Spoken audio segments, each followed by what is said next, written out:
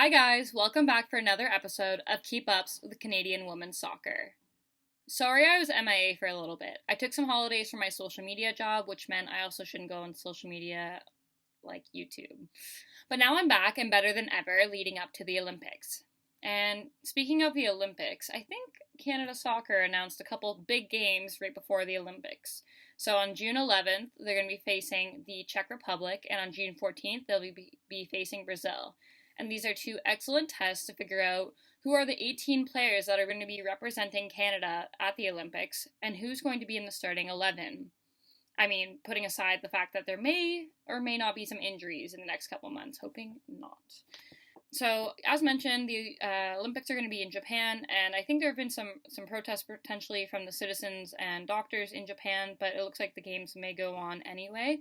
And so, for us, our focus is actually looking at the roster for the Canadian women's team, in that we have to select 18 players, and it's going to be very competitive. And my next episode, I'll probably talk about who we're going to see or not see. But this one, just going to give a quick glance over of the two teams they're going to be facing and how this can help to decide. So Brazil, we know them.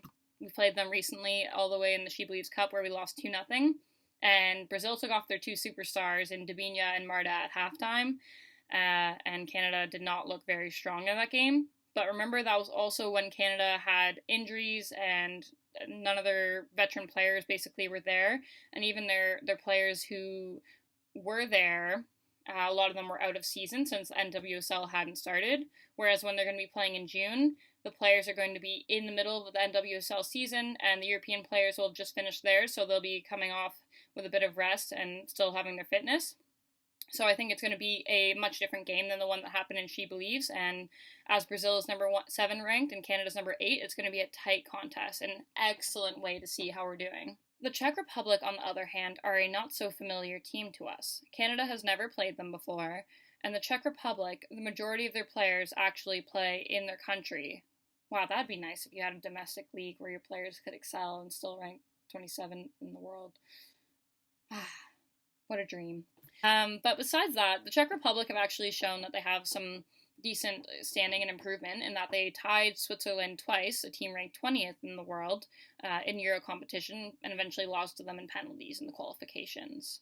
So I think it'll actually still be a pretty good game. I'm not too sure about their style. I've been looking up on it and haven't seen too much. So it's definitely going to be an interesting one that I'm sure Bev Priestman will do her homework for. But more than anything, Canada will be focusing on their own team, their own players, and seeing what kind of combinations and what compliments they can get. And as mentioned, I'm going to put that in further analysis next episode, trying to keep these short and sweet for you guys. So yeah, Brazil, Czech Republic are going to be very interesting games. Can't wait to give it a bit more insight, especially maybe after the first one and before the Brazil game, because that's basically the last chance to lock down the roster. So I'm looking forward to hearing your thoughts on how these games are going to go, and I will hopefully release another episode very soon about the players, because, I mean, that's more interesting than learning about the opponents, to be honest. Alright, talk soon, guys. Make sure you comment, like, subscribe, and watch my next videos, too.